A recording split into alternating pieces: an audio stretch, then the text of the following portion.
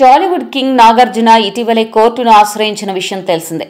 నాగార్జున ఢిల్లీ హైకోర్టును ఆశ్రయించారు. అనుమతి లేకుండా తన ఫోటోలు, పేరును వాడుకోకుండా ఆదేశాలు ఇవ్వాలి అంటూ ఢిల్లీ హైకోర్టులో నాగార్జున పిటిషన్ దాఖలు చేశారు. ఇప్పటికీ నాగార్జున పిటిషన్ను జస్టిస్ తేజస్ కారియా విచారించారు.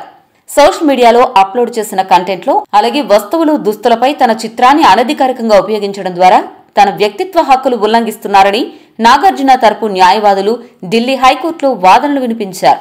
ఈ సందర్భంగా ధర్మాసనం కీలక వ్యాఖ్యలు చేసింది. అక్కినేని నాగార్జున వ్యక్తిత్వ హక్కులను కాపాడతామని ఢిల్లీ హైకోర్టు పేర్కొంది. ఇటీవల ఐశ్వర్యరాయ్ విషయంలో కూడా హైకోర్టు సానుకూల తీర్పు ఇచ్చిన నేపథ్యంలో అక్కినేని నాగార్జున కూడా ఊరట లభించనుందని లాయర్లు పేర్కొన్నారు. సినీ నటుడు నాగార్జున పిటిషన్పై ఢిల్లీ హైకోర్టు కీలక ఉత్తర్వులు జారీ చేసింది. నాగార్జున వ్యక్తిగత హక్కులకు రక్షణ కల్పించాలని ఢిల్లీ హైకోర్టు ఆదేశించింది. ఈ సందర్భంగా మధ్యంతర ఉత్తర్వులు జారీ చేసింది ఢిల్లీ హైకోర్టు.